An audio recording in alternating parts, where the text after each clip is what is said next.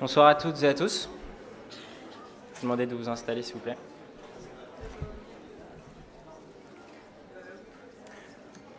Merci d'être présents ce soir pour cette nouvelle conférence Isegoria. Ce soir, nous recevons un spécialiste, un expert, M. Dominique Jacomet. Ma présentation, qui d'habitude s'attarde davantage à montrer l'homme derrière la figure médiatique, sera aujourd'hui plus modeste mais plus utile.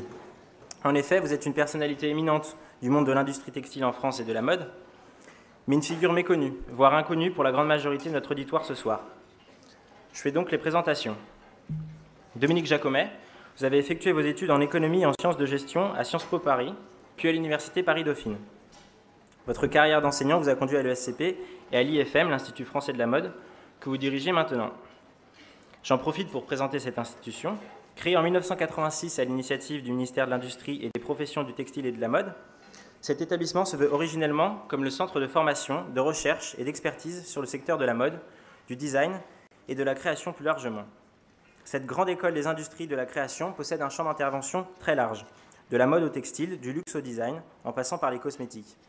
Elle contribue à former des managers et des cadres responsables et avisés dans le secteur, capables d'anticiper sur les mutations à venir et qui pourront dynamiser la création et l'innovation au sein des grandes entreprises de mode, tout en faisant rayonner l'expertise française dans ce domaine.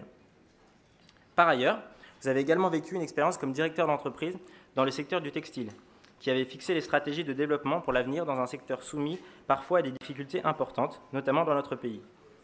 Vous avez notamment occupé la fonction de directeur général dans les groupes Indreco et Devanlay, qui correspondent aux marques Newman, Mendes et Lacoste, de 1982 à 1998. Depuis 1992, vous êtes également vice-président de l'Union des industries textiles. Vous avez donc un CV particulièrement éloquent pour venir ce soir évoquer avec nous l'avenir de l'industrie textile en France et en Europe, les perspectives qui peuvent s'offrir à cette industrie de création qu'est la mode, et plus largement le luxe, balancée entre le respect et la continuation d'un héritage artisanal fort et riche en symboles pour les marques, et un horizon d'innovation et de modernité qui s'offre à elles, et qu'elle aurait tort de ne pas embrasser. D'où la formulation de notre thématique ce soir, l'industrie du luxe entre héritage et modernité. D'où la nécessité également de vous compter parmi nous pour nous éclairer sur des enjeux méconnus. C'est donc avec grand plaisir que nous vous recevons ce soir. Bonne conférence à tous.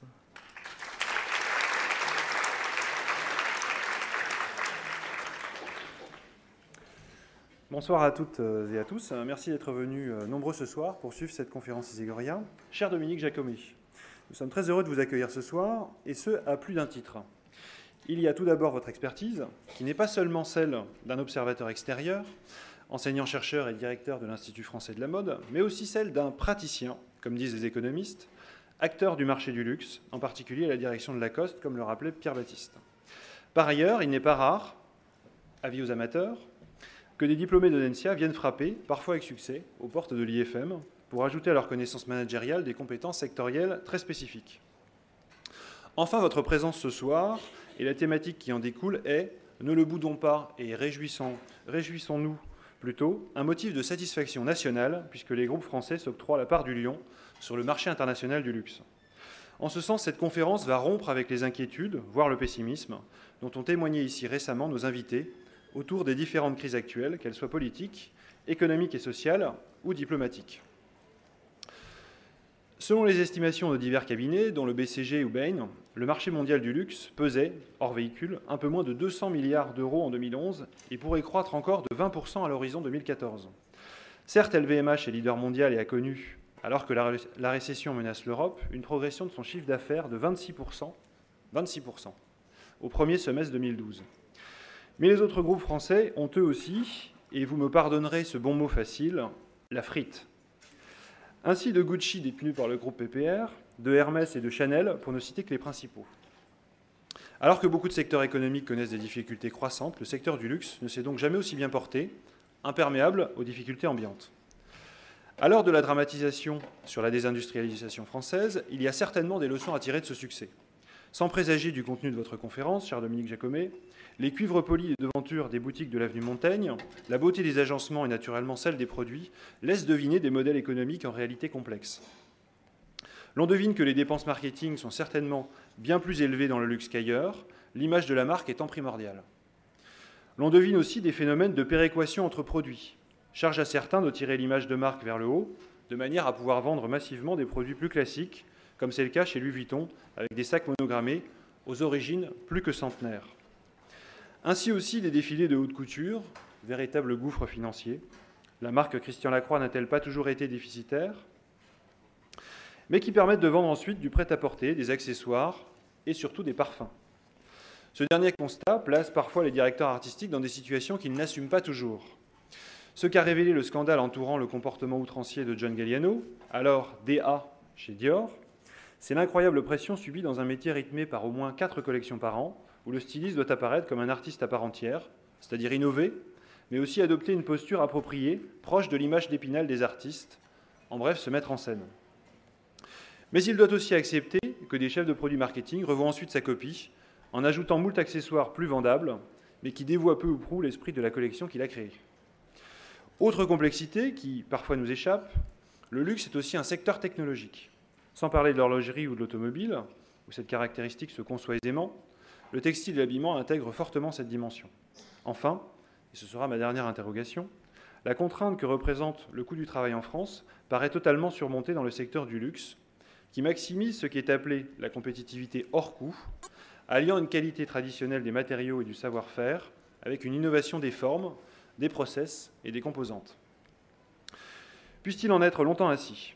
Longue vie à une industrie prospère, porteuse de compétences et d'emplois locaux, et merci à vous, cher Dominique Jacomet, de venir nous en expliquer ici même les rouages subtils.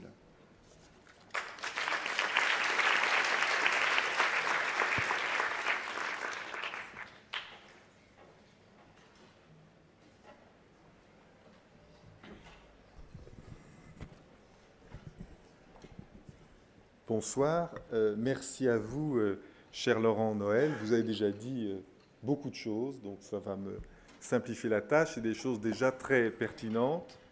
Merci aussi à tous les étudiants d'Audencia. Je dois dire que je suis particulièrement heureux d'être avec vous ce soir parce qu'en effet, cette industrie du luxe a besoin de vous. Elle a besoin de talents et c'est une industrie qui recrute et qui va recruter dans les années à venir, non seulement parce qu'il y a une croissance pour cette industrie, et j'y reviendrai, mais aussi parce qu'il y a des phénomènes, je dirais, démographiques, de renouvellement des collaborateurs à l'intérieur de ces entreprises. Alors, j'ai intitulé cet exposé, qui va durer environ 1 heure, « L'industrie du luxe entre héritage et modernité ». Alors d'abord, je tiens en effet au terme d'industrie du luxe. Alors ça, je fais une petite parenthèse. Vous avez bien voulu parler de l'IFM, donc vous avez ici l'incarnation, le lieu, puisque l'IFM, vous voyez dans un bâtiment assez étrange, qui sont en fait les anciens docks du port de Paris. Et donc j'en viens à notre propos. Et donc je tiens à ce terme d'industrie, d'abord parce que c'est vrai que pendant longtemps, le luxe a été perçu comme une non-industrie. On parlait des maisons, on parlait de l'artisanat de luxe, on parlait des créateurs. Il faut dire que les créateurs, pendant longtemps, ont une aura qui écrasait un petit peu la dimension entrepreneuriale. Et j'aime bien cette formule de Domenico Desolé, qui était le président de Gucci, vous vous souvenez, avec Tom Ford comme directeur artistique. Et il avait coutume de dire « Fashion was viewed like a show, we made it a business ». Et donc cette industrie est vraiment devenue un business. Et d'ailleurs, on a la mémoire courte parce que, en préparant cette conférence, je voyais que dans la haute couture, dans les années 1930, la haute couture aujourd'hui, c'est peu de choses en termes économiques, mais dans les années 1930, c'était 350 000 ouvriers en France, la haute couture, et 150 000 artisans. Alors pourquoi est-ce que c'est une industrie?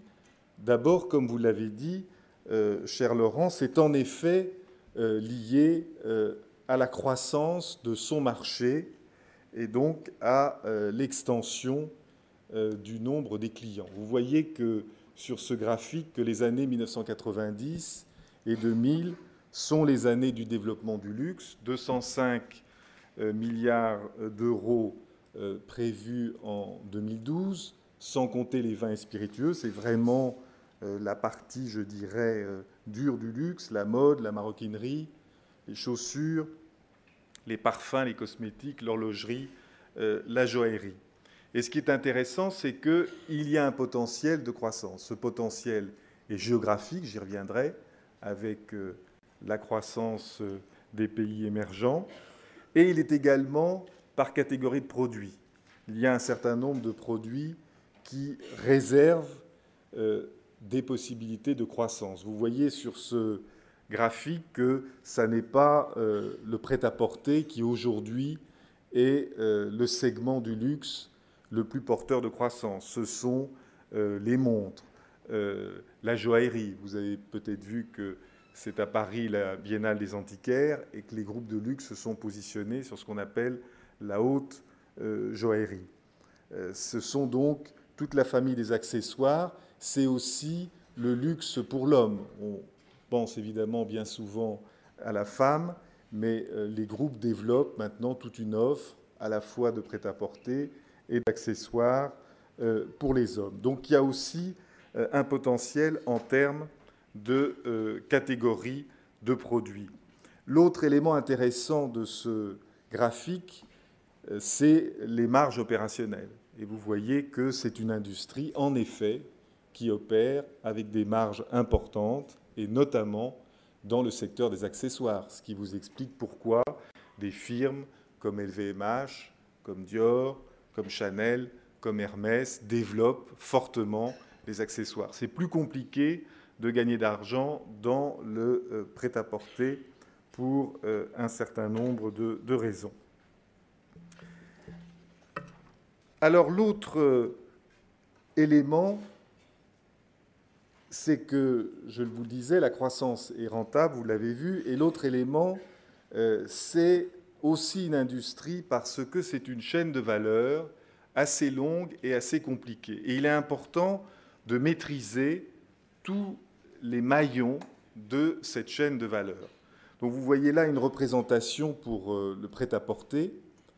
Et la question, au fond, pour les firmes, c'est de savoir qu'est-ce qu'elles vont décider de faire elles-mêmes, ce qu'on appelle dans le jargon économique l'intégration verticale, ou qu'est-ce qu'elles vont décider d'externaliser. Parce que vous voyez que ces chaînes de valeur sont composées de maillons qui sont fragmentés et qu'on peut opérer évidemment sur une base mondiale. Alors les grandes évolutions que l'on observe, c'est d'abord que tous les groupes du luxe tendent à intégrer leur distribution, ce qu'on appelle ici dans ce graphique les clients internes, le retail. C'est la grande évolution et peut-être même révolution des années 1990 et 2000, c'est l'explosion du nombre des boutiques. Si vous pensez à Vuitton, si vous pensez même à des firmes plus petites comme Dior, qui a déjà plus de 200 magasins, si vous pensez à Hermès, tous sont passés, si vous voulez, d'un modèle qui privilégiait la distribution de gros, le wholesale. Ils vendaient à des department stores, à Bloomingdale's aux États-Unis, au Printemps, aux Galeries Lafayette. Ils continuent certes à le faire, mais l'immense majorité du business est réalisée en interne par leur propre force de distribution. Les choix, en réalité, sont d'ailleurs assez divers. Vous voyez, par exemple, qu'un groupe comme PPR, en matière de fabrication, a plutôt décidé l'externalisation, c'est-à-dire qu'il utilise, PPR, c'est, je le rappelle, Gucci, Yves Saint Laurent, Balenciaga, il utilise plutôt des sous-traitants. Si on revient à Vuitton, par exemple, Vuitton est totalement intégré, c'est-à-dire qu'il maîtrise la totalité de cette chaîne de valeur et il a internalisé la production. Il y a un petit peu de sous-traitance dans le prêt-à-porter, mais il a beaucoup internalisé la production. Donc je dirais, indépendamment de cette évolution fondamentale qui est l'intégration du retail, ces gestions de chaînes de valeur recouvrent en fait des choix assez différents et il n'y a pas de one best way, c'est à chacun de trouver son chemin. L'autre point qu'il est important de souligner, c'est qu'on voit l'importance de la supply chain et de la maîtrise de l'ensemble de ces opérations de manière à ce que les produits arrivent au même moment et au moment où les clients les attendent sur le point de vente. Donc c'est un des grands défis aussi de cette industrie, c'est la gestion de la supply chain, de la logistique. Vous indiquiez tout à l'heure qu'il y avait 4 collections par an. En réalité, maintenant, il y en a 8. Si vous prenez Chanel qui fait de la haute couture, il y a 2 collections de haute couture, été-hiver, et il y a 6 collections de prêt-à-porter. Donc vous voyez que la tension logistique sur la chaîne de valeur est tout à fait importante et que les ingénieurs, je ne sais pas s'il y en a parmi vous, sont maintenant particulièrement bien accueillis dans les groupes de luxe, justement parce que, notamment quand on a des centaines, voire des milliers de boutiques, il y a toute la gestion de cette chaîne et du back-office qui est extrêmement importante. L'autre élément que je voudrais souligner, c'est l'importance de la base manufacturière. En effet, l'industrie du luxe en France a la chance de pouvoir produire dans des conditions compétitives parce que les marges que je vous ai montrées tout à l'heure sont en effet des marges élevées. Mais au-delà de ça, la production pose aujourd'hui une question majeure, d'abord en termes de disponibilité, parce que vous avez des pénuries, si vous pensez au cuir, à l'industrie de la tannerie, qui est tout à fait essentielle quand on fait de la maroquinerie, des chaussures, vous avez un goulot d'étranglement et des problèmes de disponibilité. Donc il y a un investissement qui se fait pour sécuriser les matières premières. C'est la même chose d'ailleurs pour un certain nombre de textiles, pour la soie, si vous pensez à Hermès. C'est aujourd'hui un sujet important que de s'assurer des bases d'approvisionnement de soie de très haute qualité de par le monde. Et puis cet outil doit être maîtrisé parce que ce sont des métiers où la création compte énormément, j'y reviendrai, mais où la réalisation est essentielle. Et c'est une réalisation dans les détails par un personnel de haute qualification, et c'est finalement le moyen, quand on est producteur, d'assurer un très haut niveau de qualité et surtout l'homogénéité des productions. Parce que quand vous externalisez la production, vous pouvez avoir un bon niveau de qualité, mais vous avez beaucoup de partenaires et vous n'êtes pas sûr d'avoir une production totalement homogène. Et enfin, c'est une question d'image.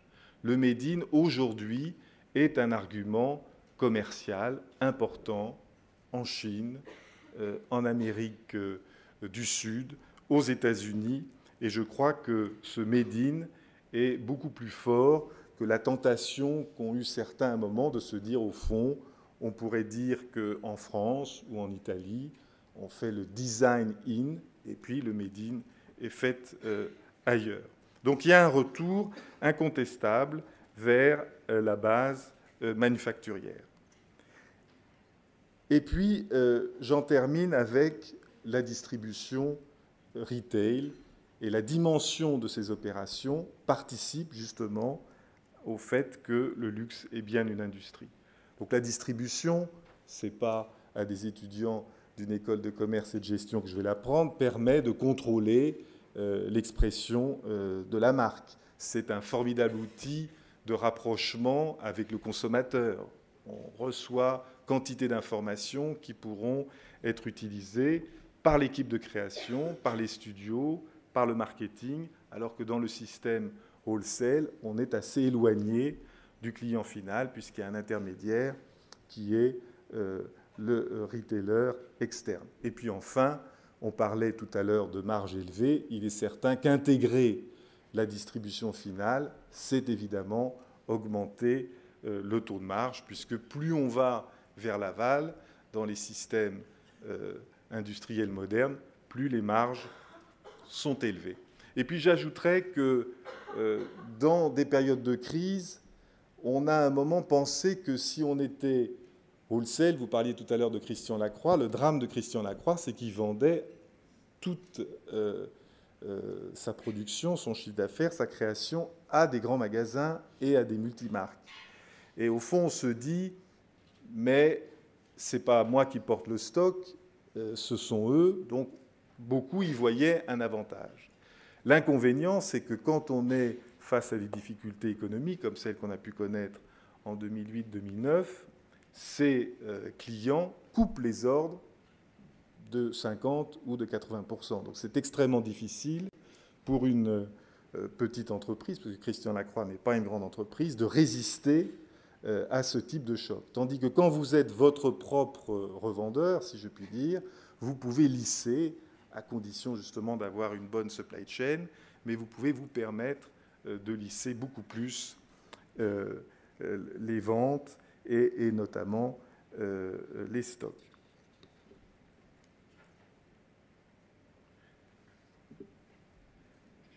Nous avons la chance en France d'avoir le leadership dans cette industrie. On n'est pas leader dans toutes les industries et dans la mondialisation, on voit bien que c'est de plus en plus difficile de l'être. Donc le luxe nous offre cette formidable opportunité d'être leader. D'abord parce que le luxe, c'est vraiment une histoire française. La haute couture n'a pas d'équivalent dans le reste du monde. C'est une invention française. L'artisanat de haute qualité, tel qu'il est apparu avec Hermès, Vuitton, au milieu du XIXe siècle, c'est typiquement français. Cartier, c'est aussi typiquement français. Et dans ce domaine, on a la chance, je dirais, d'avoir un alignement entre l'image et la réalité. C'est-à-dire que nous avons cette image en France de l'art de vivre, du romantisme. Quand on demande à des Chinois, au fond, quels sont les qualificatifs pour eux qui conviennent le mieux à la France, ils disent le romantisme, l'art de vivre. Et on a la réalité économique, puisqu'on a des grands groupes et des entreprises qui exercent un leadership mondial. Si vous prenez le cas de l'automobile, on fait sûrement de très bonnes automobiles, mais nous n'avons pas cette image. En Chine, on préfère acheter des Mercedes, des Audi, et non pas, malheureusement, peut-être, des Peugeot. Donc le luxe n'a pas, si vous voulez, cette difficulté, et la réalité rejoint là l'image. Et la raison en est que nous avons en effet des leaders mondiaux. Donc là, j'en ai pris un certain nombre, mais pour se comparer, on parle souvent de Burberry, ce qui est une excellente affaire, mais Burberry, ça fait de l'ordre de 2,5 milliards d'euros. Prada, c'est à peu près du même ordre. Vous voyez que le pôle luxe de PPR, qui est encore en plein développement, fait déjà près de 5 milliards d'euros. Donc nous avons des réussites mondiales d'entreprise. Mais ne croyez pas que ce secteur soit seulement un secteur de grandes marques et de groupes. C'est également un secteur où il y a beaucoup de réussites dans des petites et moyennes entreprises. On peut en citer énormément. Christian Louboutin, Pierre Hardy, dans le prêt-à-porter également. Et vous n'avez pas d'ailleurs de barrière à l'entrée. Donc on voit tous les jours des petites entreprises se constituer, et peut-être que l'une d'entre elles, comme Hermès au XIXe siècle, ou Vuitton, sera demain ou après-demain un grand du luxe. Pour autant, malgré ce leadership, nous avons et nous entretenons, je dirais en France, collectivement, une relation toujours un peu ambiguë avec le luxe. C'est un secteur, il suffit de lire la presse, ce qu'en peuvent en dire certains sociologues, certains philosophes, certains hommes politiques. C'est un secteur d'activité qui demeure contesté. Alors, j'ai essayé de me demander pourquoi.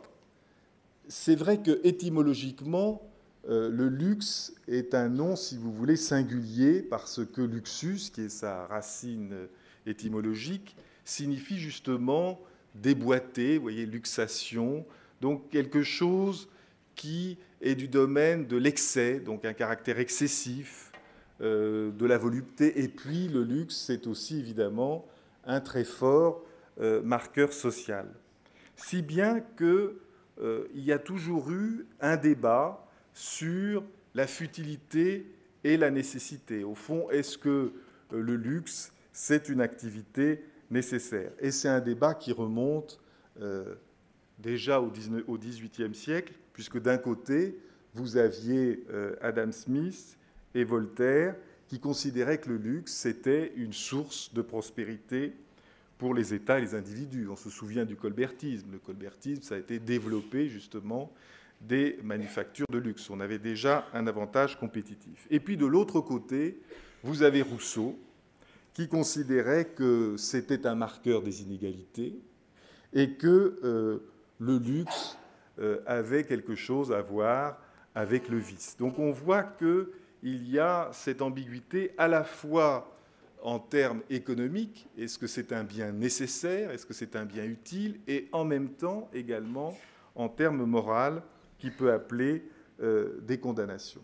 Et pourtant, aujourd'hui, on peut considérer que le luxe, pour la France, si elle le veut bien, c'est un formidable vecteur d'influence mondiale. C'est une manière de faire connaître l'esprit français, bien au-delà d'ailleurs du luxe lui-même, la civilisation française, mais aussi l'ensemble finalement de nos forces économiques, grâce à la perception très favorable qu'ont les marchés internationaux, les clients internationaux de l'art de vivre. Donc c'est un formidable élément de pénétration des marchés mondiaux. Et quand je vais à l'étranger, je suis toujours, les choses changent, mais finalement lentement, qu'on parle avec les ambassadeurs, les diplomates, ils ont toujours quand même un faible pour Airbus, pour l'automobile, pour le nucléaire, alors que ces produits de luxe représentent des exportations tout à fait considérables, mais il y a un petit côté, bon, ce n'est pas des produits hautement technologiques ou qui s'incarnent résolument dans la haute technologie. Alors, en effet, l'industrie du luxe, c'est une industrie qui est liée à l'héritage, aux traditions, et c'est une de ses forces. Mais je vous montrerai après que, pour autant, c'est également une industrie qui s'inscrit dans la modernité.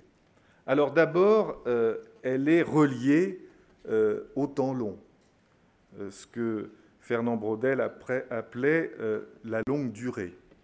Et il y a cette idée dans le luxe de permanence, de temps. D'ailleurs, on peut dire que le temps est un luxe, et le luxe, pour se constituer, a besoin du temps. Quand on interrogeait Jean-Louis Dumas, on lui disait, mais au fond, comment vous définiriez le luxe? Il disait, le luxe, c'est ce qui se répare. Donc il y a cette idée, si vous voulez, de durée. Ensuite, le luxe est fortement lié, j'y reviendrai, à notre histoire politique, sociale et religieuse. Et enfin, c'est un élément clé de l'héritage, c'est une industrie qui est liée à ce qu'on appelle les arts décoratifs ou les arts appliqués, qui ont connu, je dirais, leur essor avec la Renaissance, puis le XVIIIe siècle, puis encore le XIXe siècle, et au XXe, tout le monde connaît le retentissement des arts décoratifs. Il y a toujours eu des liens assez profonds entre les arts décoratifs et le luxe. On pense par exemple à Jeanne Lanvin, sa maison de couture, qui avait fait donc décorer son hôtel particulier par râteau. Donc il y a ce lien, si vous voulez, avec un patrimoine artistique. Alors je voudrais revenir 2 minutes sur l'histoire.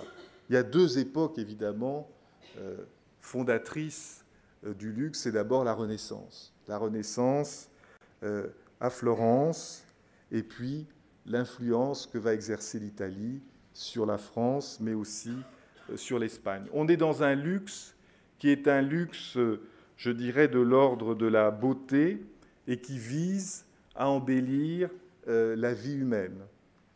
C'est un luxe finalement teinté d'humanité. Et puis, avec le XVIIe siècle, le luxe prend une autre orientation qui vient compléter cette première idée de faste, c'est les liens avec le pouvoir. C'est Louis XIV, c'est évidemment Versailles, la Galerie des Glaces que vous reconnaîtrez bien évidemment, et le luxe est au service du pouvoir, il est au service de la grandeur, et au fond, il sert tant au roi qu'à la société de cour, il leur sert à tenir leur rang et à se distinguer. Et c'est ainsi que, par le luxe, au XVIIe siècle et au XVIIIe siècle, la France va se distinguer du reste du monde. Et puis, il y a également l'héritage religieux, qui est un héritage contradictoire, mais que je crois qu'il est important d'avoir en tête.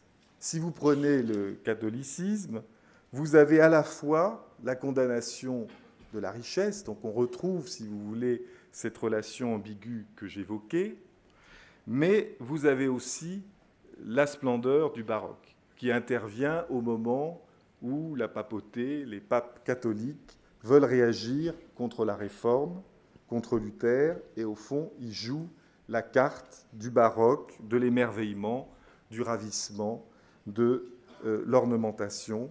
Et là, je ne résiste pas à vous montrer ce célèbre tableau de Rubens, qui est le débarquement de Marie de Médicis au port de Marseille, et qui montre justement toute cette profusion, tout ce raffinement, cette opulence, avec des matières somptueuses et une grande idée de la beauté. Et même dans le protestantisme, qui est aussi une de nos autres racines, nous sommes ici dans l'amphithéâtre Édith de Nantes, vous avez le rejet de l'ostentation, c'est Luther, il faut être modéré, il faut être simple, on n'étale pas la richesse, mais en même temps, à partir de Calvin, c'est l'éloge de la richesse parce que, finalement, les richesses procèdent de Dieu. Et si on exclut la glorification de la richesse, elle doit être montrée. Et là, vous avez d'ailleurs ce qu'on observe aux États-Unis, où c'est important, finalement, de montrer que l'on est riche, donc le showing off. Et on raconte que J.P. Morgan, le célèbre banquier, acquit son premier Vermeer, non pas parce que le tableau lui plaisait, mais parce que ce tableau coûtait cher. Et puis, cette problématique, d'ailleurs, n'est pas seulement le propre de l'Occident. Je pourrais parler de l'islam, mais là j'ai choisi l'hindouisme. Vous avez aussi, dans la religion hindouiste, une tendance à l'ascétisme, mais aussi, et pour ceux qui sont allés en Inde, la luxuriance et un luxe tout à fait inouï, qui n'a d'ailleurs pas d'équivalent dans les pays occidentaux. Donc je crois que pour mesurer ce qu'est le luxe, il faut revenir à ces différents héritages historiques et religieux. Alors par contraste, vous voyez donc le protestantisme dans son côté le plus austère. Je faisais référence à Luther, donc ça c'est un tableau de Franz Hals qui vous montre justement ce dénuement et cette simplicité poussée à l'extrême. Au XIXe siècle s'installe réellement le secteur du luxe. Comment? Par deux éléments tout à fait complémentaires, mais différents, je dirais, dans leur nature. C'est l'artisanat d'exception d'une part et la haute couture d'autre part. Et c'est au XIXe siècle que ces activités se structurent, donc apparaissent des ateliers, des entreprises qui commencent à se développer en un nombre sans cesse plus important. Dans les années 1870, il y a déjà en France 30 maisons de haute couture. L'inventeur de la haute couture, j'y reviendrai, qui est un Anglais, Charles Frederick Worth, emploie 1200 ouvriers. Et cet artisanat d'exception et la haute couture correspondent d'ailleurs à un bouleversement des modes de vie. C'est la révolution industrielle. On utilise des nouvelles matières. C'est l'ère du coton. Avant, les gens s'habillaient avec des lainages un petit peu râpeux. C'est également les transports. Et ce n'est pas un hasard qu'au départ, tant Hermès que Vuitton, ce sont des objets pour le transport. L'autre élément, c'est, je vous le disais, je n'y reviens pas, l'importance des arts décoratifs et appliqués notamment au XIXe siècle et ce qu'on appelle l'intelligence de la main qu'il faut continuer justement à sauvegarder parce qu'un des sujets actuels, c'est allons-nous avoir les artisans qualifiés demain pour faire de la broderie, de la passementerie, des objets en cuir de très haute qualité. Et puis au XIXe siècle, finalement, c'est la naissance de la différenciation, c'est l'idée de marque qui apparaît, et c'est, comme on le dirait en gestion, la naissance de ce business model du luxe. Au fond, ce business model du luxe repose sur les monopoles. On cherche à avoir un monopole. Pourquoi Vuitton réussit? Parce qu'aujourd'hui, il est inégalé dans ce type de marché et ce type de demande. C'est une sorte, si vous voulez, de monopole, évidemment, dans un monde concurrentiel. Donc c'est des monopoles temporaires, mais vous voyez dans le cas de Vuitton que c'est un temporaire qui dure déjà depuis un certain temps. Et ça, c'est évidemment lié à ces stratégies de différenciation vers le haut qui apparaissent au XIXe siècle. Donc rapidement, je vais illustrer d'abord ces racines artisanales. Donc vous rappelez, mais vous le savez sans doute, que la maison Hermès, c'est au départ l'univers du cheval, hein, c'est le monde de la sellerie et des harnais, et que Thierry Hermès, qui vient d'ailleurs d'Allemagne, qui est protestant et qui est un passionné de chevaux, arrive à Paris en 1821 et ouvre en 1837 son atelier de sellerie, et donc déjà très vite des produits uniques, puisqu'il est primé à l'exposition universelle de 1867, qui est une des grandes expositions universelles de Paris. L'autre exemple très connu, c'est celui de Vuitton. Louis Vuitton, à peu près à la même époque, en 1837, devient l'héritier emballeur chez un artisan qui s'appelle M. Maréchal. Et qu'est-ce qu'un laitier emballeur? C'est un artisan qui confectionne des emballages en bois. On ne parle pas encore de bagages de malle. Et lui encore se distingue, se différencie fortement, puisqu'il crée en 1857 une malle, d'abord avec un cadrage en fer, puis ça devient ce fameux cadrage en hêtre bien connu des bagages Vuitton, clouté de cuivre, et c'est toujours aujourd'hui un énorme succès. Et j'ajouterais aussi que dans ce XIXe siècle, pour ces artisans, la dimension internationale apparaît tout de suite. Hermès est très vite très connu des étrangers et notamment des Britanniques. Les descendants de Louis Vuitton, une des premières choses qu'ils vont faire, c'est ouvrir une boutique à Londres. Donc très vite, le luxe français s'internationalise dès son origine. C'est en quelque sorte dans sa génétique.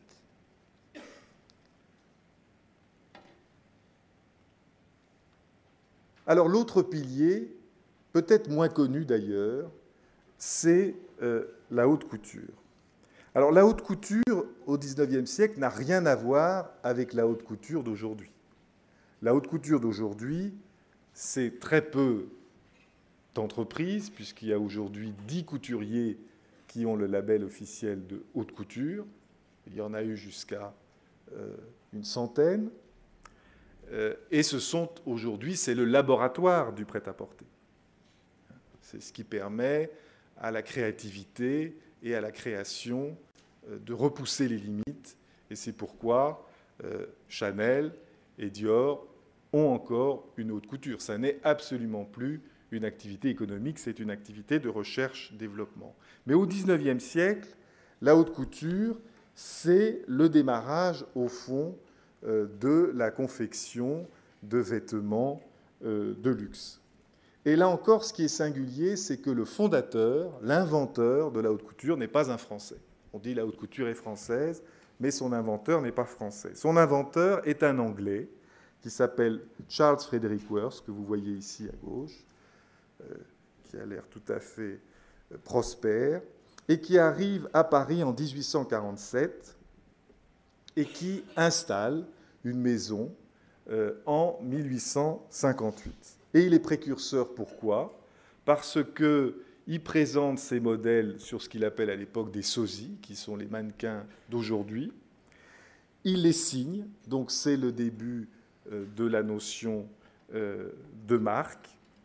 Et il imprime, si vous voulez, à Paris un caractère qui ne quittera jamais cette ville, qui est le fait qu'à Paris viennent créer énormément de créateurs de mode étrangers. J'y reviendrai. Et avec Charles Frederick Worth, ensuite, vous avez les fondateurs. Donc voilà ce qu'ils réalisaient, hein, essentiellement des robes du soir pour, évidemment, l'impératrice, puisqu'il commence son activité sous le Second Empire. Et puis, vous avez ensuite les grands, je dirais, porteurs de la haute couture française. Vous reconnaîtrez d'abord, évidemment, Gabriel Chanel, puis un homme peut-être un peu moins connu, mais qui est Cristobal Balenciaga, qui est un Espagnol, mais qui lui aussi va choisir Paris et qui imprime justement à la couture un caractère assez rigoureux, assez strict. Il aurait pu être architecte ou sculpteur. Et puis vous avez, au milieu de son studio, son atelier, d'un certain nombre de petites mains, Christian Dior. Et enfin, l'un de nos grands couturiers, Yves Saint-Laurent, qui, vous le voyez, a eu le mérite de finalement faire passer des hommes aux épaules des femmes le vestiaire masculin, puisque ça, c'est un de ses créations les plus connues, c'est le smoking de Yves Saint-Laurent en 1970. Et puis, cette haute couture, aujourd'hui, est toujours vivace, et vous avez là la nouvelle génération. Donc on reconnaîtra tout en bas Marc Jacobs, qui est le créateur, le directeur de la création et directeur artistique de Vuitton. Vous avez Albert Elbaz, qui est en haut avec des lunettes, qui est le directeur de la création de Lanvin. Et puis, il y a un revival de Balenciaga. Et donc, il est là sous Albert Elbaz. C'est Nicolas Guéquière, qui est donc un des symboles de la nouvelle génération des couturiers. Donc, on ne peut pas comprendre le luxe en France et dans le monde sans avoir en tête, si vous voulez, ces deux grands héritages historiques. Alors, il joue un rôle pour les entreprises. D'abord parce que c'est un formidable répertoire infini pour le marketing, la communication, mais aussi pour les créateurs eux-mêmes. Les créateurs dans des maisons comme Chanel, comme Dior ou comme Hermès, la première chose qu'ils vont voir, ce sont les archives pour s'imprégner de tout cela. Et donc, c'est ce qu'on appellerait aujourd'hui le storytelling. C'est une source inépuisable de récits qui constitue une force marketing importante, surtout à l'échelle internationale, où, pour être crédible sur les marchés internationaux, il faut une véritable histoire et une authenticité. Donc là, de ce point de vue-là, le luxe français est bien servi. Et puis, en termes d'avantages compétitifs, c'est un avantage inimitable. Personne ne peut copier votre histoire. Elle vous appartient. On peut copier vos modèles, on peut copier vos créations, mais on ne peut pas copier votre histoire. Et donc, on voit que les marques, aujourd'hui, ont fait de l'héritage un élément clé de leur stratégie. Alors, j'en viens maintenant à la modernité. Certes, le luxe est ancré dans des traditions, est ancré dans la longue durée, mais c'est une activité profondément moderne. Et je dirais que là, vous avez un petit peu l'illustration de cela. L'héritage n'exclut pas la modernité, parce que pour durer, il faut renouveler, évidemment, réinterpréter, tout en restant, si vous voulez, fidèle à son passé, mais il y a un travail permanent, sinon on disparaît, d'innovation et de réinterprétation. Je dirais que la contrepartie de stratégie de monopole temporaire ou de monopole compétitif ou de différenciation par le haut, c'est justement, si vous voulez, l'inscription dans la modernité et l'innovation. Parce que sinon, la marque finit par mourir, un peu comme les êtres humains. Donc là, c'est Dior, c'est une publicité très connue, c'est évidemment la couture, je ne sais plus de quelle année, peut-être il y a 2 ou 3 ans, au milieu de la Galerie des Glaces, et ça correspond bien à Dior. Et son créateur, Christian Dior, disait « Moi, je suis un homme de tradition ». Il avait appris la couture chez un couturier avant la Deuxième Guerre qui s'appelait Lelon, et il se décrivait comme un homme de tradition. Et en même temps, c'est le même homme qui, en 1947, au sortir de la guerre, veut donner un coup de frais. La guerre est terminée, il faut renouer avec le bonheur, et un journaliste qui voit sa collection en 1947 s'écrit « The New Look ». Donc c'est ça le luxe, c'est en permanence, et le succès du luxe repose sur cette alchimie tout à fait, je dirais, fragile, de compter sur l'héritage, de valoriser cet héritage, et en même temps de le réinterpréter, de se renouveler et d'être dans l'air du temps. Le luxe qui n'est pas dans l'air du temps est un luxe qui se meurt. Un autre exemple, Hermès, qui apparaît aux yeux de beaucoup comme le luxe classique, le luxe un petit peu hors du temps.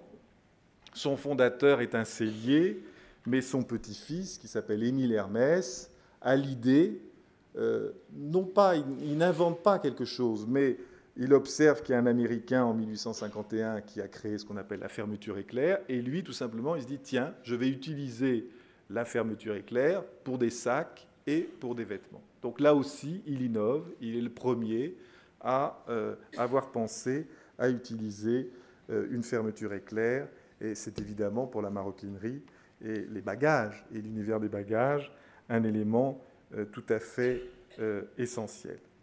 Alors cette modernité, de mon point de vue, elle repose d'abord sur la création. La création, c'est tout commence par la création. Les entreprises qui n'ont pas d'offres créatives n'existent pas. Nous ne sommes pas du tout dans le monde des biens de consommation courants. Personne ne sait au fond ce qu'attend le consommateur d'un produit de luxe. Il faut lui proposer une offre. Et cette offre réussit. Donc on est vraiment dans des logiques d'offres. Et il en résulte que le marketing dans le luxe, ce n'est pas tant les études de marché. Je ne dis pas qu'il ne faut pas faire des études de marché. Mais c'est vraiment comment valoriser cette offre auprès des clients, des consommateurs, de l'opinion, des leaders d'opinion, de la presse. Donc c'est un marketing qui est au service de la création. Alors la création est un acte particulièrement complexe. Au fond, le créateur a une tâche redoutable, parce qu'à la fois, il y a une dimension artistique évidente. Christian Dior était un très grand dessinateur, Christian Lacroix faisait des décors de théâtre, écrit d'ailleurs très bien, Yves Saint Laurent aussi. Donc, il y a évidemment, j'ai parlé des arts décoratifs, cette dimension artistique. Cela dit, ne croyons pas que la mode est un art, même s'il faut un artiste pour la réaliser. Mais donc, il y a cette dimension artistique. Il y a une deuxième dimension qui est essentielle, c'est la dimension fonctionnelle. Il faut que ces vêtements tiennent debout. Ça nécessite une rigoureuse construction. Ne croyons pas du tout qu'on est dans le domaine des froufrous, etc. Il faut beaucoup de rigueur. Il faut beaucoup de rigueur pour faire une selle de cheval. Il faut beaucoup de rigueur pour faire un sac à main. Il faut beaucoup de rigueur pour faire une robe du soir. Parce qu'il faut choisir les matières, les tissus. Il faut que la cliente soit bien, ce qu'on appelle la coupe est essentielle, le bien aller. Donc il y a une grande technicité.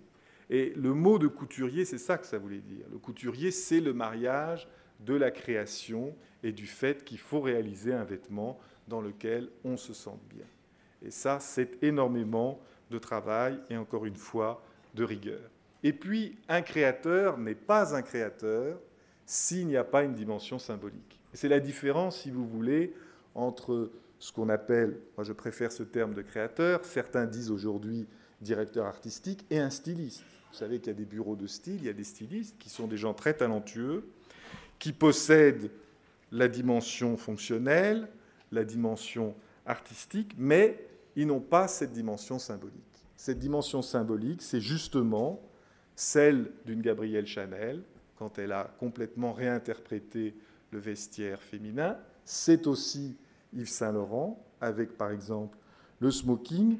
Et je laisserai volontiers la parole à Roland Barthes, qui n'est pas toujours très clair, mais qui a écrit dans Système de la mode, dans son avant-propos, une phrase qui, de mon point de vue, résume bien cette dimension symbolique. Donc je vous la lis. Pour omnibuler la conscience comptable de l'acheteur, c'est-à-dire notre conscience à nous, c'est-à-dire pourquoi est-ce qu'au fond nous allons acheter des vêtements de luxe dont nous n'avons pas forcément besoin, il est nécessaire de tendre devant l'objet un voile d'image, de sens, bref, de créer un simulacre de l'objet réel. Donc le créateur doit porter consciemment, inconsciemment, je n'en sais rien, cette dimension symbolique. Et d'ailleurs, la création, aujourd'hui, est en relation étroite avec l'art contemporain. C'est aussi un des signes de la modernité. Marc Jacobs voit une exposition de Takashi Murakami à la Fondation Cartier en 2000 et l'idée germe de demander à ce peintre japonais de détourner les objets Vuitton pour en faire des œuvres d'art. Les plus grands architectes, si vous pensez à un Peter Marino, réalisent, si vous voulez, les boutiques Vuitton, d'autres grands architectes, les boutiques Dior, Hermès.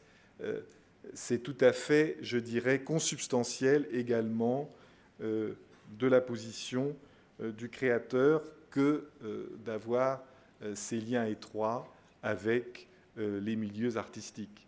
Christian Dior, pour revenir à lui, a commencé sa vie professionnelle en dirigeant une galerie de tableaux. Mais il s'agit toujours de réinterpréter, de faire renaître, mais sans trahir les racines. Et puis, c'est une industrie qui s'inscrit dans la modernité parce qu'elle est immatérielle. Alors c'est un paradoxe, il s'agit bien de produits de nature physique, une robe, un costume, un sac à main, une paire de chaussures, des bijoux, mais il y a une forte dimension immatérielle. Et cette dimension immatérielle, c'est évidemment la notion de marque, parce que c'est la marque, justement, qui est le lien entre l'univers matériel du luxe et l'univers immatériel.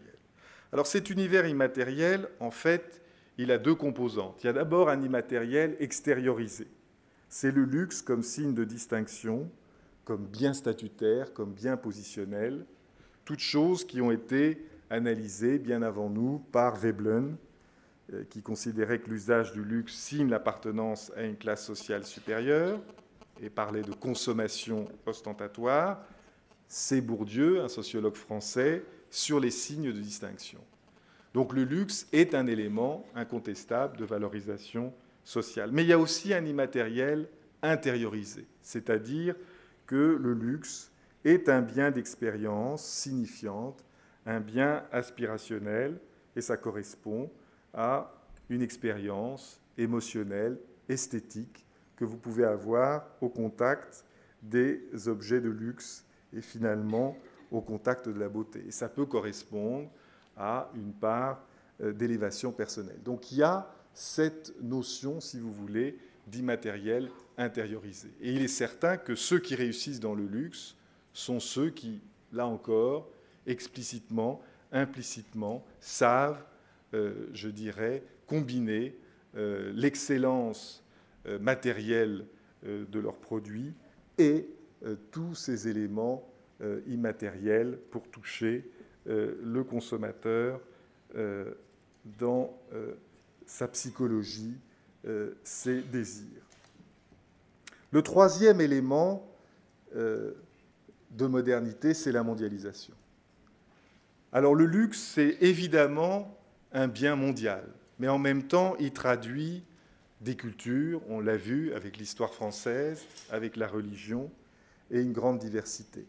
Si vous prenez Paris, je vous le disais, c'est un Anglais qui a fondé la haute couture, et Paris est la capitale de mode la plus ouverte aux talents étrangers. On avait connu l'école de Paris de la peinture dans les années 20, avec énormément de Russes notamment, et dès 1975, c'est un Italien qui devient membre correspondant de la haute couture française, c'est Valentino. À peu près au même moment, c'est un Japonais, Issey Miyake.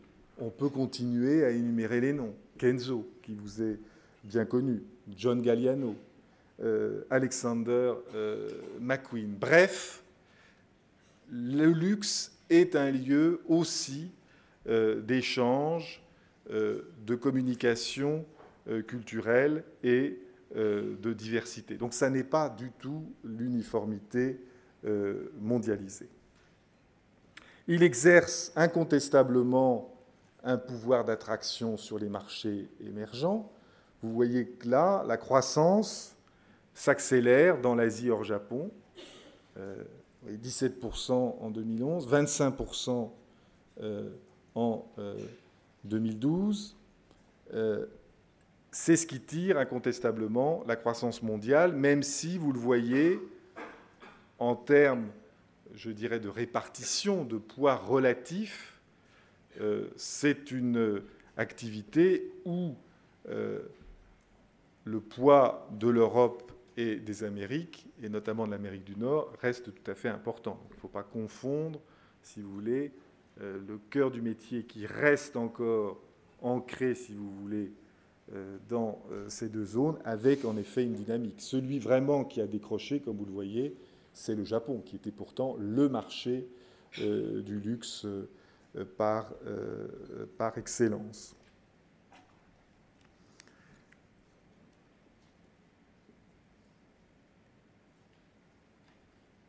Alors on peut évidemment s'interroger sur le rôle des inégalités dans la dynamique mondiale du luxe. Il est vrai que le luxe, dans cette période particulière de l'histoire économique que nous traversons, est incontestablement gagnant, objectivement, du fait que, à l'intérieur des pays, les inégalités se creusent, que ce soit en Chine, que ce soit même dans nos pays, et donc ça fait émerger, si vous voulez, je dirais une catégorie mondiale de consommateurs qui échappent aux difficultés de la crise. Et on voit bien d'ailleurs aujourd'hui que, si on revient au graphe précédent, vous voyez bien que, malgré tout, en Europe, c'est plus 7% de croissance. Alors il faut bien interpréter ces chiffres. Ça veut dire qu'il y a beaucoup de Chinois, de Brésiliens. Il y a aussi maintenant les Américains qui sont de retour qui viennent acheter des produits dans nos pays. Ce n'est pas seulement, si vous voulez, des consommateurs nationaux. Mais ça montre que dans chaque pays, il y a en effet un socle de consommateurs qui résistent à la crise parce qu'il y a une tension qui s'exerce et qui fait que les inégalités se creusent. Donc le luxe est incontestablement au cœur de cette problématique des inégalités. Il est peut-être aussi au cœur, d'ailleurs, d'un autre aspect qui est que finalement, si les inégalités se creusent dans chaque pays, elles ont tendance à se réduire entre les les grandes zones géographiques et entre les émergents et nous-mêmes. Alors je voudrais terminer en vous parlant un court instant des relations entre le management et la création, parce que c'est évidemment au cœur du sujet. D'abord, si cette interaction qui est indispensable, parce qu'évidemment, il faut une création, il faut du marketing, il faut une commercialisation, il faut que cette création soit industrialisable, qu'elle permette de faire des produits en assez grande quantité. Donc la clé du succès, c'est cette interaction. Et les entreprises qui réussissent sont les entreprises où les équipes de création et les équipes de gestion communiquent. Ça ne veut pas dire du tout que chacun doit faire le métier de l'autre. L'hybridation n'est pas du tout la solution. Chacun doit rester à sa place. Le créateur crée avec son imaginaire et le manager n'a pas apporté de jugement de valeur sur sa création. Un manager qui dirait à un créateur « voilà, tiens, les concurrents font ça, etc. », ce serait tout à fait catastrophique. On ne dit pas à un artiste de faire comme un autre artiste. En revanche, le manager doit faire un brief, il doit donner des indications. Quels sont avec des éléments objectifs d'ailleurs, que comprennent très bien les créateurs. Quand on a beaucoup de boutiques, je vous le disais, on a beaucoup d'informations. Donc voilà, comment les produits sont accueillis par la clientèle, qu'est-ce qui marche mieux ou moins bien. Donc des éléments objectifs pour guider évidemment ce travail de création et faire en sorte que cette création, qui coûte évidemment beaucoup d'argent, se transforme en succès commercial. Les grandes réussites, je vous le disais, c'est l'alliance de managers et de créateurs. Pierre Berger et Yves Saint-Laurent, Christian Dior et Marcel Boussac. Aujourd'hui, d'une certaine façon, Bernard Arnault laisse toute sa place aux créateurs. Et une des forces peut-être du luxe français, c'est justement d'avoir renouvelé sa création. Si vous prenez, on parlait de Marc Jacobs, on parlait d'Albert Elbaz, les entreprises françaises ont à leur tête des créateurs qui sont jeunes. Prenez les Italiens. Giorgio Armani a plus de 70 ans. Miuccia Prada, près de 70 ans. Il n'y a pas eu ce renouvellement comme on l'a eu en France. Mais je pense, et j'en terminerai là, je pense que je suis à peu près dans les temps, je pense que nous entrons dans une autre période. Vous citiez tout à l'heure, Laurent, John Galliano. Je crois que le caractère extrêmement égocentrique du créateur, c'est un peu une période qui est derrière nous. Je pense que la jeune génération est beaucoup plus consciente du fait que c'est un travail d'équipe. Les studios jouent un rôle important. Il ne faut pas croire que c'est le directeur artistique qui fait tout. Il y a des centaines de personnes qui travaillent avec lui. Puis vous avez différentes lignes de produits, etc., etc. Et au fond, il faut trouver la juste combinaison entre la marque et la création. Mais je crois que, at the end of the day, comme on dit, c'est quand même la marque qui l'emporte. Et les créateurs qui réussissent, pensez à un Karl Lagerfeld chez Chanel, ce sont les créateurs qui s'inscrivent justement dans cet alliage d'héritage et de modernité. Je vous remercie.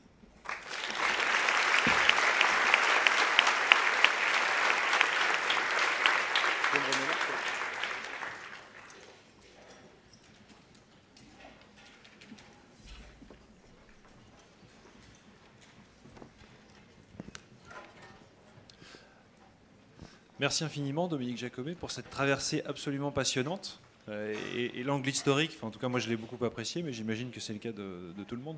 L'angle historique permet d'éclairer beaucoup de points qui sont aujourd'hui des points saillants de ce marché si particulier. Merci aussi pour tous les éléments analytiques, et notamment toute cette réflexion subtile qui s'adresse à un auditoire qui est tout à fait en devenir sur ces sujets-là. Les réflexions de marketing, de management me semblent tout à fait intéressante. Alors je ne vous présente pas, mais je présente à l'auditoire, enfin en tout cas pour ceux qui ne les connaissent pas. Donc tout de suite à côté de Dominique Jacomet, on a Sophie. Et à côté de Sophie, on a Maude. Toutes les deux sont donc membres de l'association Isegoria. Et donc elles vont vous soumettre à la question, enfin plutôt aux questions. Alors qui commence ? Je vais y aller. Alors bonjour Monsieur Jacomet, je vais rester dans le monde de la modernité. On va parler un peu du mastige. Donc le mastige, c'est la contraction entre mass marketing et prestige, et c'est un phénomène de plus en plus populaire qui est emblématisé par des marques comme H&M notamment, qui comptent parmi ses collaborateurs pour des collections ponctuelles des créateurs comme Karl Lagerfeld ou Viktor & Rolf ou même Stella McCartney. Est-ce que vous pensez, comme beaucoup de professionnels du secteur, que c'est quelque chose qui va détériorer l'image des marques de luxe, ou au contraire que leur avenir se situe dans ce genre de collaboration un peu mixte avec des enseignes populaires ? Alors, d'abord, il faut dire une chose, c'est que les enseignes dont vous parlez sont des enseignes de mode. Et la vocation de la mode, c'est d'être au contact du grand public et d'être au contact de la rue, ce qui n'est pas évidemment la vocation du luxe. Mais on voit bien qu'il y a un lien quand même, parce que la mode tire justement sa légitimité de ce qui se fait dans la haute couture, dans la création. Si vous pensez à Zara, pourquoi est-ce que Zara est un succès ? Parce qu'il s'est dit, le consommateur certes cherche des prix, mais je vais lui apporter un peu de création. Alors il ne crée pas, il a un studio, c'est plutôt, si vous voulez, des chefs de produits qui regardent ce qui se fait. Bon, les esprits chagrins diront qu'ils copient, etc. Bon, en effet, ils sont dans l'air du temps, mais Zara a apporté aux consommateurs, au grand public, à la masse, l'accès, si vous voulez, non seulement à un certain niveau de prix, mais aussi donc à un accès à la création. Donc moi, je crois que c'est très important et que les créateurs ne peuvent pas rester dans leur tour d'ivoire. D'ailleurs, je me souviens, il y a très longtemps, Yves Saint-Laurent a fait des choses limitées pour la Redoute, qui était à l'époque, maintenant c'est un autre problème que celui de la Redoute, mais je veux dire, c'était la VPC, donc c'était vraiment le mass market et une consommation, une demande qui était tirée par les prix. Après, c'est à chacun, évidemment, de faire ses choix. Mais je pense que, je sais que Lanvin, par exemple, Albert Elbaz, à un moment a collaboré avec H&M, je crois que c'est très utile aussi pour des créateurs de marques de luxe d'avoir ce contact avec une autre clientèle, le grand public. Je pense que ça peut être très enrichissant. Et comme c'est des contrats extrêmement cadrés, il me semble plutôt que c'est un jeu gagnant-gagnant, parce que ça n'altère pas du tout, si vous voulez, la réalité et l'image de ce que sont, d'une part, le business model du luxe et d'autre part, le business model d'un H&M ou celui un petit peu différent de Zara. Et en plus, c'est vrai qu'on le voit bien, H&M est confronté, parce qu'il a quand même une offre basique, à cette question, comment je fais revenir de façon très régulière les consommateurs. Il est vrai que de leur dire, voilà, il y a une opération spéciale, ça, évidemment, contribue à activer le business dans ces boutiques. J'ai une question complémentaire sur cet aspect. Du côté de l'intérêt des créateurs, quel est leur intérêt? Enfin, je veux dire, en dehors du fait que, bien sûr, il y a une prestation, donc toute prestation implique rémunération. Mais est-ce que vous pensez que de leur côté, il y a, alors le terme serait un peu fort, mais d'utiliser le terme l'humanisme, de dire finalement, on s'adresse toujours à une élite sociale. Est-ce que là, pour une fois, on nous tend la main pour aller nous adresser à, entre guillemets, à un plus grand public et le défi nous intéresse aussi à ce niveau-là? Oui, je pense que tout créateur veut élargir son public et aspire à être au contact du grand public. Je pense que quand on est un créateur, on ne veut pas se limiter, si vous voulez, à une catégorie. Donc de ce point de vue-là, je pense que c'est enrichissant. D'accord. Tout à l'heure, plutôt dans votre exposé, vous nous parliez de l'importance du Made in pour l'industrie du luxe. Or, aujourd'hui, de nombreuses marques du secteur fabriquent des pièces de leurs produits à l'étranger, tout en se targuant en même temps d'être 100% Made in France. On peut prendre l'exemple du joaillier Maupoussin, par exemple, dont 80% des bijoux sont fabriqués en Chine. Alors finalement, l'héritage, le savoir-faire et la tradition que ces marques revendiquent ne sont-ils plus finalement que des éléments marketing et de communication plutôt qu'une réalité? Alors je crois que ceux qui se livreraient à ce jeu si vous voulez, tromper au fond leurs clients, que ce soit le distributeur, que ce soit le consommateur, commettraient une grave erreur. Je crois qu'il y a incontestablement un retour vers le Made in France et, comme je vous le disais, vers la production. Alors après, il y a évidemment plusieurs questions qui se posent. D'abord, il est vrai que, si vous prenez le cas du prêt-à-porter, aujourd'hui, techniquement, tout ne peut pas être fait en France. Et donc, une partie du prêt-à-porter, là je parle vraiment des maisons de luxe, est réalisée en Italie. Mais enfin, on est en Europe, ça n'a rien à voir avec la Chine. Et d'ailleurs, c'est indiqué à ce moment-là Made in Italy. En revanche, dans le cas de la France, je regardais là les chiffres et c'est intéressant, la production de maroquinerie aujourd'hui est supérieure, production française, à ce qu'elle était il y a 10 ans. Hermès ouvre en ce moment 2 nouveaux ateliers. Il va y en avoir 14, ils seront en France. C'est des ateliers de maroquinerie. Donc évidemment, il faut voir, si vous voulez, en fonction des différentes catégories de produits, mais la France a des atouts, et je crois que ces entreprises se rendent compte qu'il est essentiel, quand on commence à vendre beaucoup de produits en Chine, de savoir d'où l'on vient, et le consommateur chinois, lui, il est très conscient de ça. Quand il achète une marque occidentale, il veut acheter un produit occidental. Alors après, vous avez parlé de Maupoussin. Est-ce que Maupoussin, c'est le luxe? Ou est-ce que c'est ce que les anglo-saxons appellent affordable luxury ou entrée de gamme, etc. Là, il est certain que la problématique est totalement différente. Et qu'à ce moment-là, dans le business model de ces entreprises, mais qui pour moi ne sont pas des entreprises de luxe, la question du lieu de fabrication se pose et qu'ils fabriquent en Chine. Mais pour prendre un exemple qui est peut-être plus dangereux, c'est celui de Prada. Prada, qui est aussi très implanté en Chine, produit en Chine. Moi, je considère, je me trompe peut-être, que c'est dangereux. Je pense que des entreprises comme Hermès, Vuitton, Dior, d'autres encore, ne prennent pas cette voie. Ou s'ils étaient tentés de la prendre, ils reviennent en arrière et ils corrigent le tir. Parce qu'un jour, ça posera un problème. Sophie ? Je continue. Alors, je vais vous parler un peu d'Internet. Aujourd'hui, les blogs en particulier prennent une place de plus en plus importante dans le monde de la mode. Si c'était marginal il y a encore quelques années, ça commence vraiment à devenir un phénomène qui prend de l'importance. Et les marques, non seulement ont des sites de plus en plus étudiés, mais par exemple, elles invitent des blogueurs même au premier rang de leur défilé. Est-ce que vous pensez donc que leur stratégie de communication doit se situer dans cette direction-là pour l'avenir ? Je crois qu'on ne peut pas ignorer, si vous voulez, les faits sont les faits. Internet est un média tout à fait essentiel. Les réseaux sociaux sont des médias essentiels.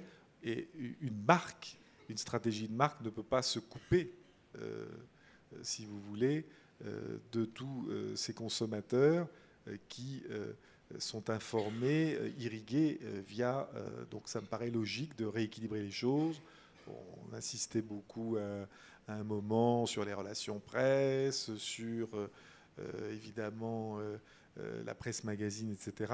Il y a un rééquilibrage, si vous voulez, au profit d'Internet qui me paraît naturel si on veut avoir un contact avec notamment des clients plus jeunes.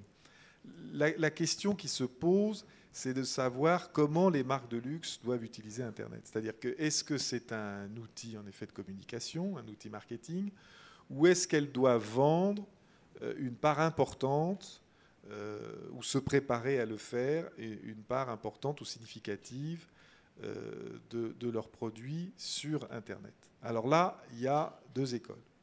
Il y a ceux qui pensent qu'il faut s'y préparer. Donc je pense par exemple à Ralph Lauren qui a beaucoup investi dans l'e-commerce, et d'autres au contraire qui considèrent que c'est un outil de communication mais que ça ne doit pas être un outil de vente parce que justement il y a tout ce que j'ai exprimé sur les spécificités de l'acte d'achat. Et c'est vrai que l'expérience qu'on peut ressentir dans un magasin de luxe n'est pas du tout celle que l'on va ressentir sur les sites Internet. Et puis j'ajouterais que le problème auquel ils sont confrontés, c'est que les sites Internet tentent de solder, il y a d'ailleurs des problématiques juridiques, évidemment, beaucoup aussi les produits de luxe. Donc en termes d'image, là je parle de vente, hein, pas de véhicule de communication, mais en termes d'image pour la vente, c'est incontestablement un problème. Merci. Je vais aborder un autre sujet. Depuis quelques années, les grands noms du luxe font appel à de jeunes starlettes pour leurs campagnes publicitaires. Par exemple, Blake Lively, la vedette de Gossip Girl pour Chanel, donc pour leur campagne publicitaire maintenant. Or, auparavant, on pouvait citer des noms comme Marilyn Monroe, Sophia Loren, Catherine Deneuve comme égérie de ces marques. Et donc, cette évolution est-elle le signe d'une volonté de se démocratiser de manière générale, de façon générale de ces marques, ou bien est-ce une démocratisation plutôt ciblée vers un marché de jeunes consommateurs?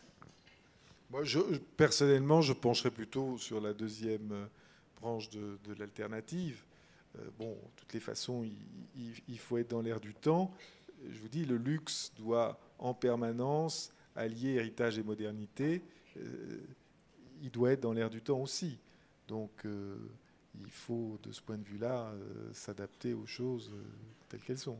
Mais elles ne risquent pas ainsi d'être éphémères, parce que finalement, je veux dire, ce ne sont pas des actrices de la trempe, je pense, de Catherine Deneuve ou de Marilyn Monroe, et finalement c'est le temps d'une... Je trouve qu'elles cassent un peu leur image en faisant appel à ces jeunes stars, et elles prennent le risque de produits éphémères pour des campagnes éphémères et qui ne restent pas dans la durée et dans les esprits. Il faut se renouveler. Je veux dire, Catherine Deneuve... Oui, bien sûr. Bien sûr. Sophie, une autre question. On continue une question, mais il n'y a pas de souci. Ouais. Alors, justement, vous parlez souvent de cette importance d'allier héritage et modernité. Est-ce que vous pensez que des marques de luxe plus jeunes, comme par exemple Dolce & Gabbana, qui a été fondée en 1985, ont une crédibilité à côté de marques comme Chanel, Hermès, ce que vous citiez tout à l'heure, malgré leur manque d'ancienneté? Je crois, si vous voulez, je ne l'ai pas dit, mais au fond, l'héritage, soit on l'a historiquement, à ce moment-là c'est une chance, et il faut s'en servir bien évidemment, mais on peut aussi en inventer un. Et donc il y a des constructions, et le storytelling c'est aussi ça. Si vous prenez Ralph Lauren a construit une légende.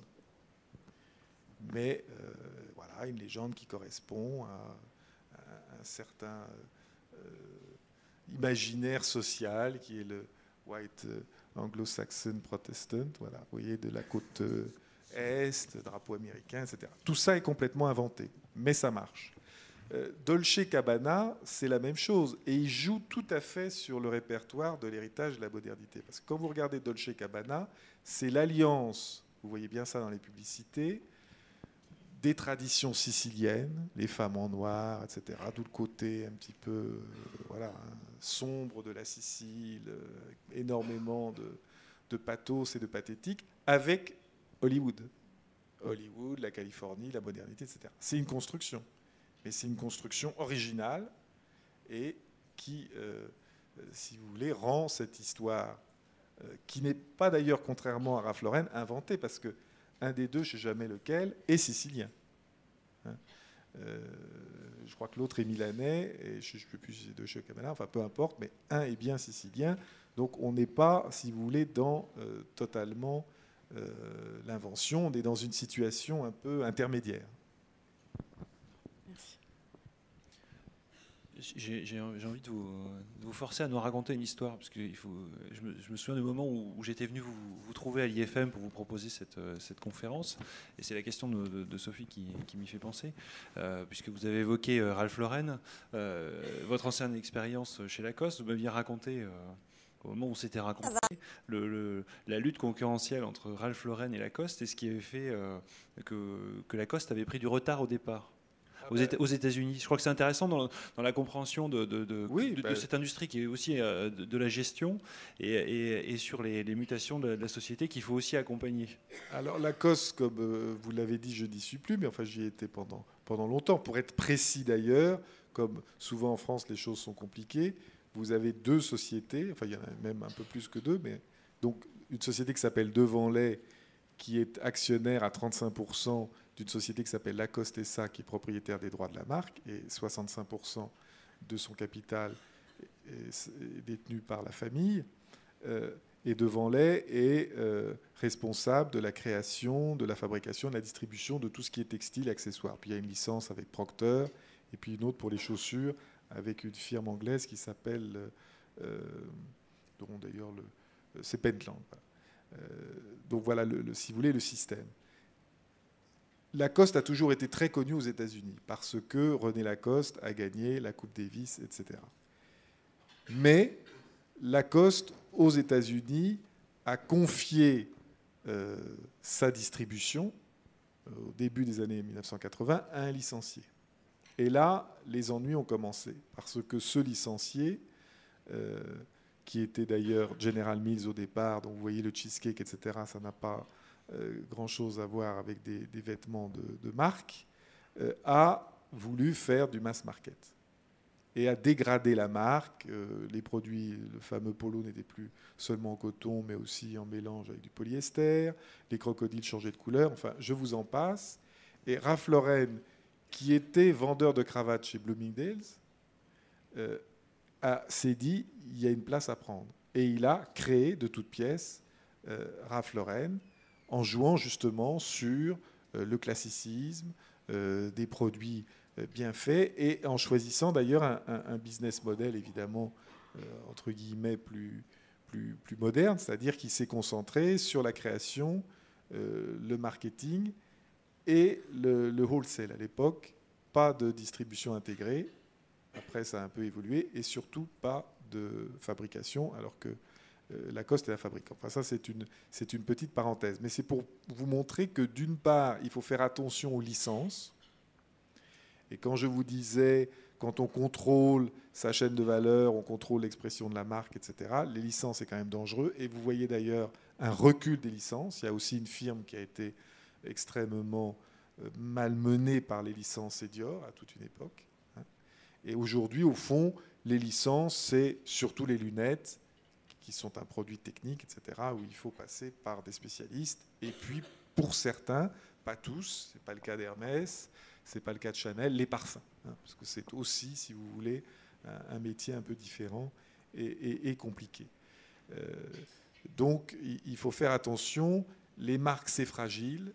Les licences, ça peut être dangereux. Et on peut perdre, sur un marché important, le contrôle de sa marque. Ça fait le lit d'un concurrent. Mais Lacoste a eu des tas d'autres ennuis, parce que tous les clients du monde entier se plaignaient, tout le monde allait à New York, aux États-Unis, ils voyaient que le crocodile était particulièrement maltraité. Heureusement, en 1994, cette licence a pu être achetée par Devanlay. Et puis il y avait également l'épisode de la gamme détail, hein, qui est assez intéressant, où la gamme détail était inadaptée au marché américain. Ah oui, alors ça c'est une question, si vous voulez, générale, et qui se pose d'ailleurs particulièrement aux marques françaises, c'est notre difficulté à nous adapter à d'autres morphologies, etc. Et c'est vrai que pendant très longtemps, que ce soit pour le prêt-à-porter féminin, on avait beaucoup de mal à s'adapter aux besoins du marché allemand, du marché hollandais, du marché américain, etc. Parce que c'était l'obsession de la taille 38, etc. Donc là aussi, ça c'est important. Et c'est un sujet compliqué parce que aujourd'hui, si vous voulez que la marque ait une force, il faut quand même qu'il y ait une collection mondiale. Mais en même temps, il faut trouver des adaptations sans trahir, là encore, si vous voulez, l'identité de la marque. C'est toute une question très actuelle. Est-ce qu'on doit, par exemple, avoir demain, compte tenu de l'importance de ces marchés, des bureaux de design dans les marchés émergents? Si vous prenez l'automobile, Renault, il y a des équipes de design en Inde, il y en a dans d'autres pays européens. Le design s'est mondialisé. Est-ce que dans la mode et le luxe, on va rester sur le modèle quand même où on crée à Paris? Moi, je crois que ce modèle a encore des bons jours devant lui, mais enfin, la question mérite d'être posée. Merci. Je vous propose qu'on passe aux questions de la salle. Voilà, donc maintenant tout le monde a à peu près l'habitude. Hein. Voilà, il suffit de tendre le bras et puis un micro arrive vers vous. Donc on a une question à gauche, mademoiselle. Oui, bonsoir. Moi j'ai une question pour vous. Est-ce que vous pensez qu'on peut parler pour l'industrie du luxe d'une industrie à deux vitesses, avec à la fois une industrie de luxe pour la masse, où on laisse de côté un peu tout ce qui, enfin le luxe comme rareté, et une industrie du luxe qui vraiment garde ce côté exceptionnel et rare. Je pense par exemple d'une part Louis Vuitton qui a de plus en plus de boutiques, de produits d'appel que d'autres marques. Alors il y a deux questions. Il y a d'abord, en effet, le marché, comme vous l'avez vu, la dimension du marché, la taille du marché s'est accrue. Est-ce que ça introduit des éléments d'hétérogénéité? Je veux dire, Vuitton a encore la capacité de se développer sans, si vous voulez, au niveau de gamme qu'il a choisi. La meilleure preuve, c'est que comme il y a des problèmes que je vous indiquais sur le cuir, les matières, Vuitton s'est trouvé dans la situation où il fallait augmenter les prix puisqu'il n'arrivait pas à fournir. Et il s'est aperçu que la demande était toujours là. Donc ça montre bien, si vous voulez, que vous avez un marché du luxe à son niveau qui continue à croître. Personne n'aurait imaginé que Vuitton puisse ouvrir une boutique à Oulan-Bator. Il l'a fait parce qu'à Oulan-Bator, vous savez, la Mongolie, c'est le pays des matières premières rares, etc. Donc il y a des gens extrêmement riches. Donc la boutique d'Oulan-Bator marche très bien. Donc ça c'est un premier sujet qui est de savoir en effet jusqu'où peut-on aller. Je crois qu'il y a encore des marges de développement. Si vous pensez à des pays comme le Brésil, même la Russie qui déjà achète beaucoup de produits de luxe, mais il y a encore des possibilités de développement. Même encore la Chine, parce que même si les boutiques de luxe ne sont plus seulement qu'à Pékin et Shanghai, il y a encore beaucoup d'opportunités. Alors ensuite, il y a un deuxième sujet. Vous parliez tout à l'heure du mastige, moi j'aime pas trop ce terme, qui est est-ce qu'il y a une place, et qu'est-ce que ça veut dire, personne ne sait très bien, pour l'affordable luxury, le luxe abordable. C'est-à-dire, au fond, est-ce qu'il faut avoir des deuxièmes lignes, des lignes bis, des prix d'entrée, etc. Bon, toutes les marques de luxe commencent à avoir un peu des prix d'entrée, parce qu'il faut bien quand même renouveler les consommateurs, attirer des plus jeunes, etc.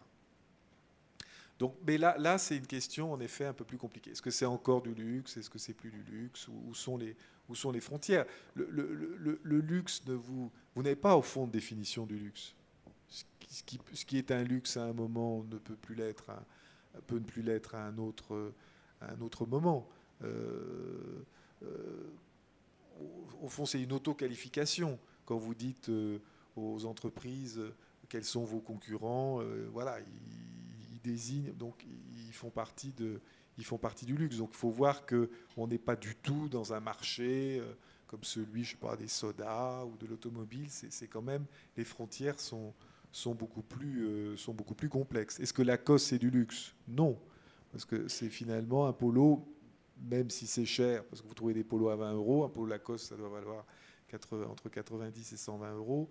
C'est pas très cher en soi, mais évidemment c'est très cher par rapport à un polo de chez Carrefour à 20 €. Bon, donc c'est du luxe abordable, ou pas, j'en sais rien, ou on dit du haut de gamme.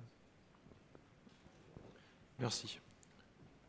On a une autre question au premier rang, et puis une autre plus loin là-bas. Bonsoir Monsieur Jacomet. J'ai une interrogation par rapport à la manufacture française en fait. Si je prends l'exemple d'un foulard Hermès, donc bien sûr on n'a pas forcément la soie, donc on va la chercher au Brésil ou en Chine. En France on a l'artiste, on a le tissage, et après on va finir le carré à Madagascar pour le faire rouloter. Mais est-ce qu'on aura toujours le tissage en France? Est-ce qu'on aura toujours le roulotage maintenant ne se fait plus par des Français parce que plus personne veut passer ses journées à rouloter un carré. Donc comme vous avez dit, l'importance du Made in France sur un produit, comment on va s'en sortir si plus personne en France veut faire un piqué sellier ou veut faire un roulotage de carré? Alors c'est un vrai sujet parce que on observe qu'en effet beaucoup d'opérations ne peuvent plus être faites en France parce qu'on n'a pas, si vous voulez, la main-d'œuvre. Moi, je crois qu'on est plutôt dans une période, je me trompe peut-être, où il y aura un retour vers ces métiers de l'intelligence de la main. Je crois qu'on a expliqué qu'il fallait que tout le monde fasse des études généralistes, abstraites, etc. Sans doute les temps difficiles dans lesquels nous sommes.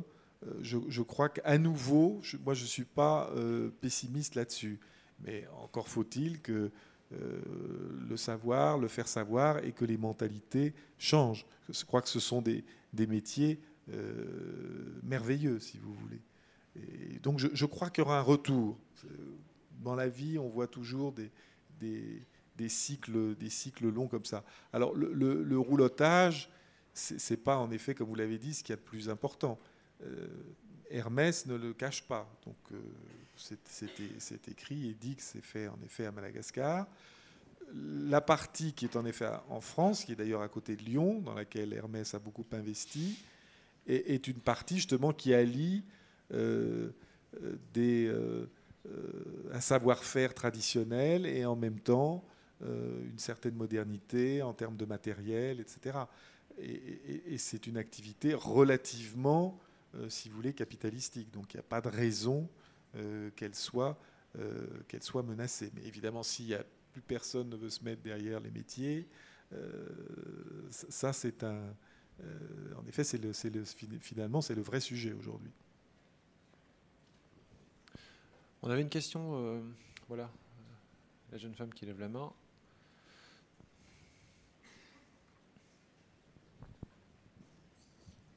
Donc, bonsoir Monsieur Jacomet. Alors moi j'aimerais bien, si vous voulez bien, que vous commentiez l'actualité un peu financière, notamment entre Hermès et LVMH qui se passe en ce moment, et nous dire s'il y a déjà eu des guerres intestines un peu comme ça entre les marques, et quel est le but, si c'est de retourner à un monopole, si c'est pour étouffer la marque qu'on acquiert, ou si ce serait par convoitise pour justement développer et profiter du fait qu'elle soit en bonne marche. Quelle est l'opération derrière ces jeux financiers?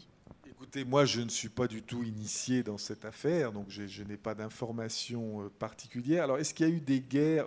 bon, évidemment, toutes ces marques sont en concurrence. Chanel est en concurrence avec Dior, notamment, parce qu'ils ont tous les deux de la haute couture.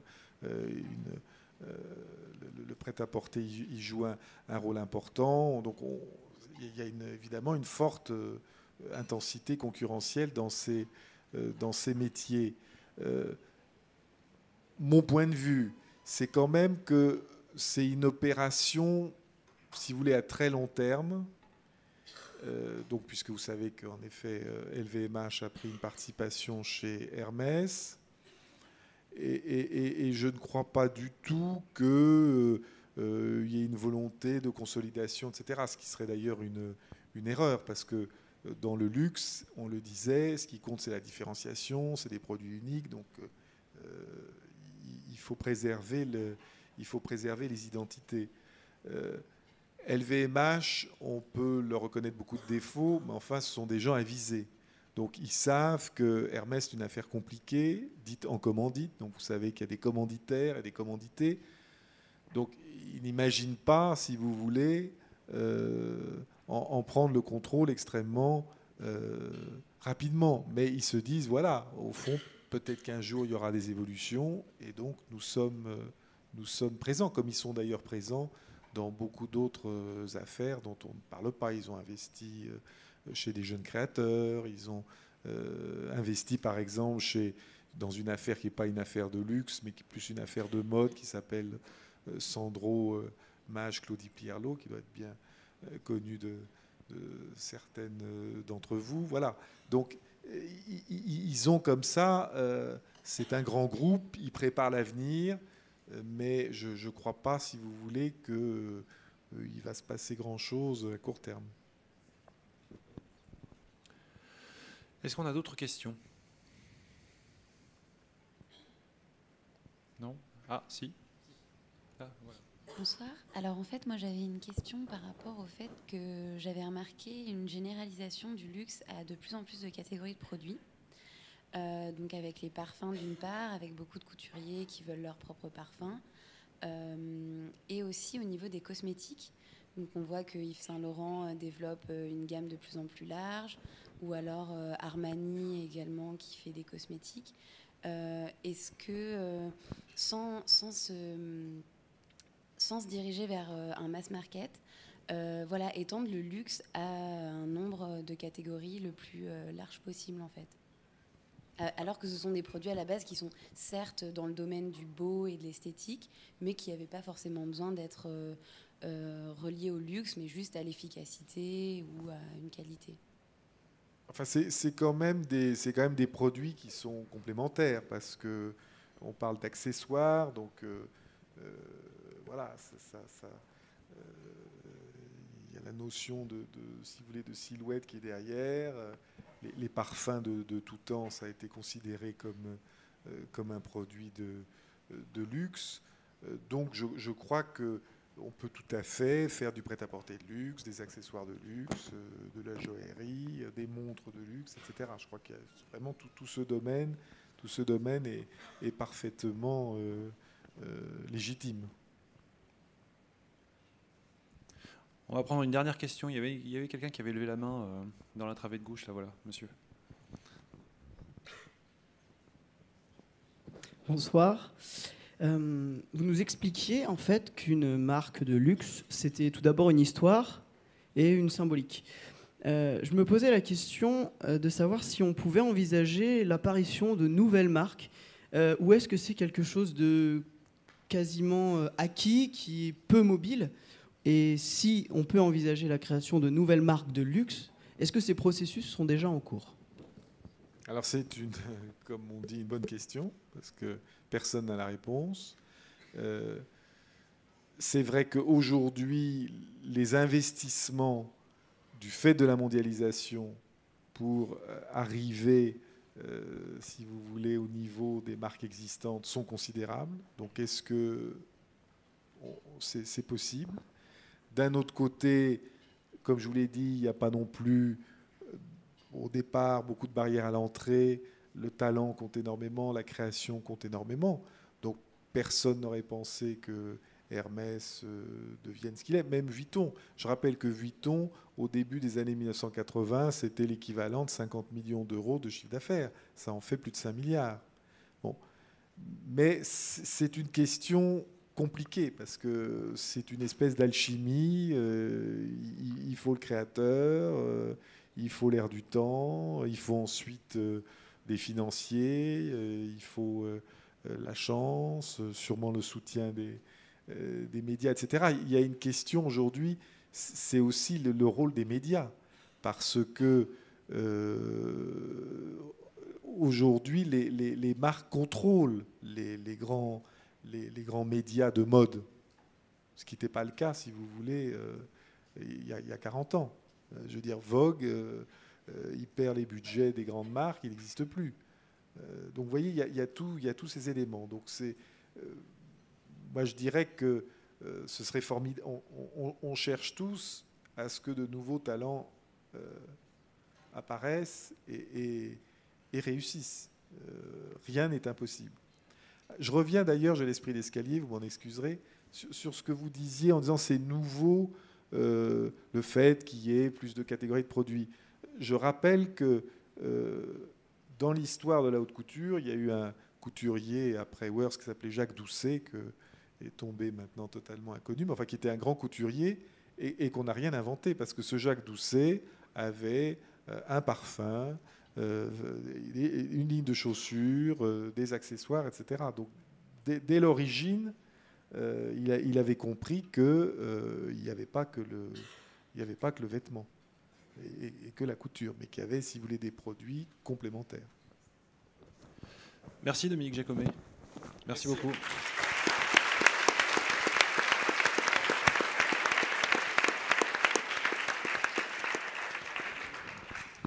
Et bonne soirée à tous. Merci encore.